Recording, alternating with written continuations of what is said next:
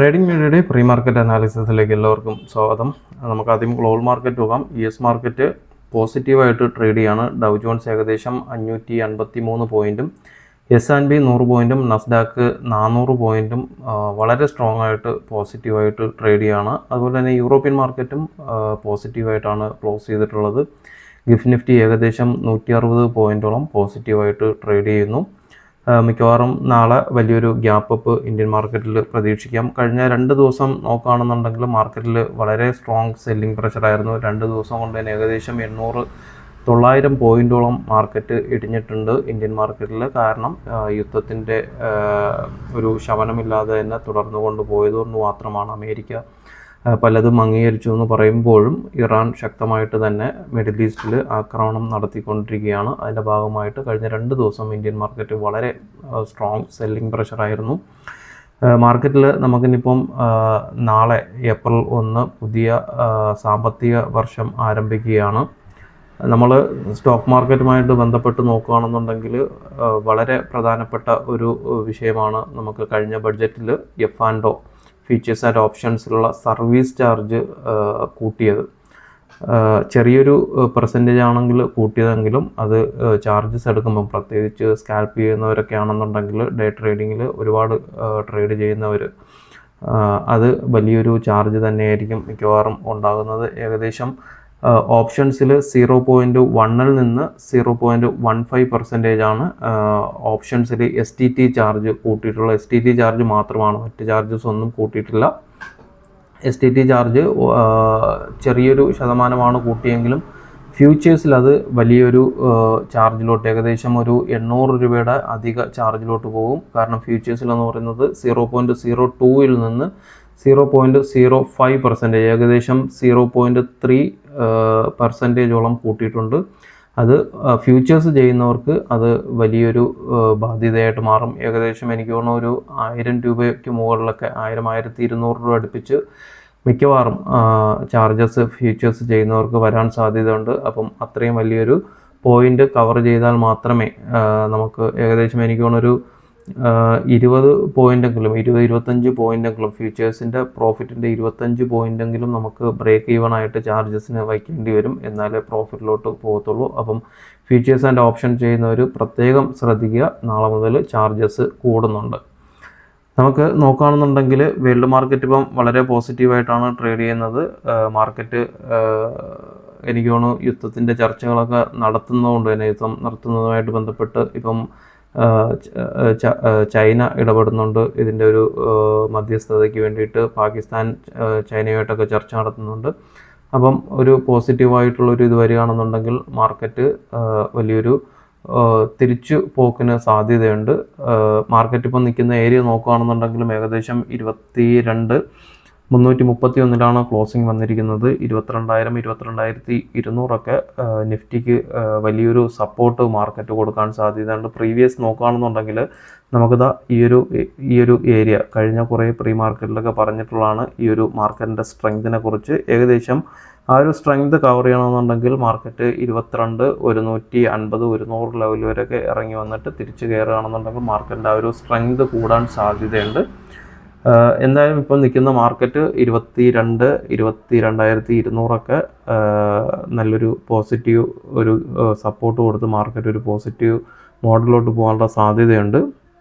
പുതിയ സാമ്പത്തിക വർഷം ആരംഭിക്കുകയാണ്. പോർട്ട്ഫോളിയോ നമുക്കൊന്ന് തേച്ച് മിനുക്കിയെടുക്കുന്നതിനുള്ള സമയമാണ്.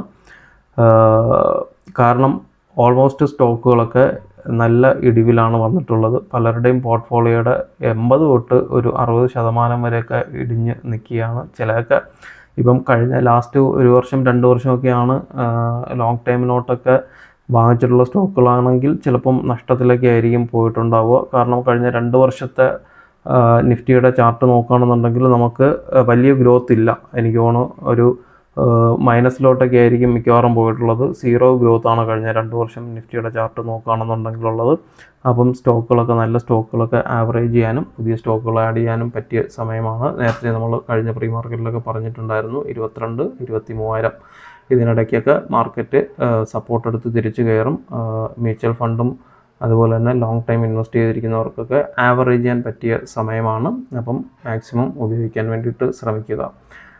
2009 സാമ്പത്തിക മാന്ദ്യത്തിനും കൊറോണയ്ക്കും 2020 കൊറോണയ്ക്കും ശേഷം നമുക്ക് അടുത്ത് ഇൻവെസ്റ്റ് ചെയ്യാൻ പറ്റിയ ഓപ്പർച്യൂണിറ്റി ഉള്ള ഒരു സമയം കൂടിയാണ് ഇപ്പോഴ്. അപ്പം മാക്സിമം അത് ഉപയോഗിക്കാൻ വേണ്ടിയിട്ട് ശ്രമിക്കുക. നമുക്ക് ചാർട്ടിലോട്ട് പോകാം, ഇൻട്രാഡേ ചാർട്ടിലോട്ട് പോകാം. ഇൻട്രാഡേ ചാർട്ട് നോക്കുകയാണെന്നുണ്ടെങ്കിൽ നമുക്ക് കഴിഞ്ഞ തിങ്കളാഴ്ച നമുക്ക് പ്രീ മാർക്കറ്റിലായിരുന്നു, അതുകൊണ്ട് തന്നെ ചാർട്ട് എടുത്തിട്ടില്ല.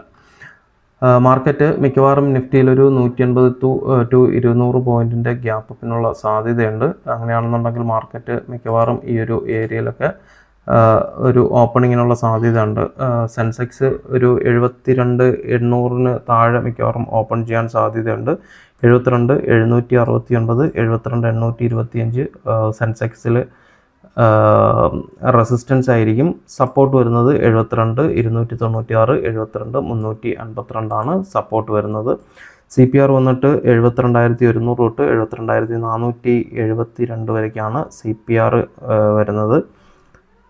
ഏറ്റവും മുകളിലത്തെ മാർക്കറ്റ് ഈ ഒരു റെസിസ്റ്റൻസ് ബ്രേക്ക് ചെയ്യുകയാണെന്നുണ്ടെങ്കിൽ എനിക്ക് തോന്നുന്നില്ല മാർക്കറ്റ് വലിയൊരു റാലി നടത്താൻ സാധ്യതയുണ്ടെന്ന്. മാക്സിമം ഈ ഒരു റേഞ്ച് 72,769, 72,825 ഫസ്റ്റ് റെസിസ്റ്റൻസ് ആണ്.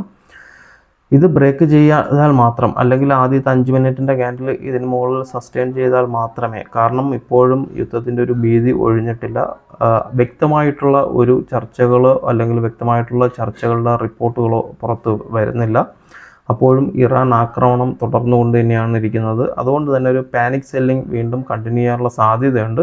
പക്ഷേ എന്തെങ്കിലും പോസിറ്റീവായിട്ടുള്ള ന്യൂസുകൾ വരികയാണെന്നുണ്ടെങ്കിൽ മാത്രം മാർക്കറ്റ് മുകളിലോട്ട് റാലി നടത്താൻ സാധ്യതയുള്ളൂ. 72,769, 72,825 ഏറ്റവും ഓപ്പൺ ചെയ്ത് കഴിഞ്ഞാൽ ഒരു റെസിസ്റ്റൻസ് ആയിട്ട് ഫീൽ ചെയ്യുന്നത്. അത് ബ്രേക്കൗട്ട് കിട്ടുകയാണെന്നുണ്ടെങ്കിൽ പിന്നെ 73,680, 73,707 വരയ്ക്കും കയറിപ്പോകാൻ സാധ്യതയുണ്ട്. നമുക്ക് ബാങ്ക് നിഫ്റ്റി നോക്കാം. ബാങ്ക് നിഫ്റ്റിയിൽ CPR വരുന്നത് 50,476 തൊട്ട് 50,865 വരേക്കാണ്. ഏകദേശം 400 പോയിൻറ്റിൻ്റെ CPR ആണ്. ബാങ്ക് നിഫ്റ്റിയിലും ഈ ഒരു ലെവല് മാർക്കറ്റ് ഓപ്പൺ ചെയ്യാനുള്ള സാധ്യതയുണ്ട്. 51,159, 51,236 റെസിസ്റ്റൻസ് വരുന്നത്. സപ്പോർട്ട് വരുന്നത് 50,745, 50,664 സപ്പോർട്ട് വരുന്നത്. ഇതിലും മുകളിലോട്ട് മാർക്കറ്റ് സസ്റ്റെയിൻ ചെയ്യുകയാണെന്നുണ്ടെങ്കിൽ 52,141 തൊട്ട് 52,223 വരേക്കും ബാങ്ക് നിഫ്റ്റിയും ഒരു റാലി നടത്താനുള്ള സാധ്യതയുണ്ട്. നമുക്ക് നിഫ്റ്റിയിലോട്ട് പോകാം. നിഫ്റ്റിയിലും CPR വരുന്നത് വൈഡ് CPR ആണ്.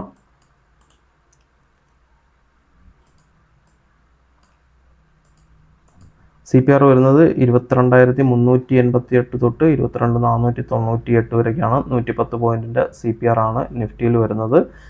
ഫസ്റ്റ് റെസിസ്റ്റൻസ് ഏകദേശം മാർക്കറ്റ് മിക്കവാറും ഈ ഒരു ഏരിയയിലൊക്കെ ഓപ്പണിങ്ങിനുള്ള സാധ്യതയുണ്ട്. 22,583, 22,603 ഫസ്റ്റ് റെസിസ്റ്റൻസ് വരുന്നത്.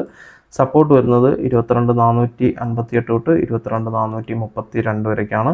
മാർക്കറ്റ് ഇതിന് മുകളിൽ ഒരു 5 മിനിറ്റിൻ്റെ അല്ലെങ്കിൽ 15 മിനിറ്റൊക്കെ മാർക്കറ്റ് സസ്റ്റെയിൻ ചെയ്യുകയാണെന്നുണ്ടെങ്കിൽ മാത്രം മാർക്കറ്റ് മുകളിലോട്ട് പോകും, അല്ലെങ്കിൽ മാർക്കറ്റ് CPRലോട്ട് വരാൻ സാധ്യതയുണ്ട്.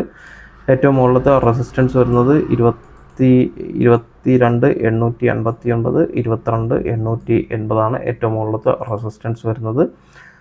മാർക്കറ്റ് മിക്കവാറും 22,583, 603 ഒരു റേഞ്ച് 22,500, 600 എന്ന് പറയുന്നത് മാർക്കറ്റിൻ്റെ അടുത്ത് വലിയൊരു റെസിസ്റ്റൻ്റ് ആയിരിക്കും. അത് ബ്രേക്ക് ചെയ്താൽ മാത്രമേ മാർക്കറ്റ് തിരിച്ച് മുകളിലോട്ടൊരു റിക്കവറി നടത്താനുള്ള സാധ്യതയുള്ളൂ. അപ്പം കൃത്യമായിട്ട് നോക്കുക, ലെവൽസ് നോക്കിയിട്ട് ട്രേഡ് ചെയ്യാൻ ശ്രമിക്കുക. ബാക്കി ലൈവ് അപ്ഡേഷൻസ് നമ്മുടെ വാട്സപ്പ് ഗ്രൂപ്പിൽ ലൈവായിട്ടുണ്ടാകും. ലിങ്ക് താഴെയുണ്ട്, താല്പര്യമുള്ളവർ ജോയിൻ ചെയ്യുക. അപ്പോൾ എല്ലാവർക്കും നല്ലൊരു ട്രേഡിംഗ് ദിനം ആശംസിക്കുന്നു. Thank you.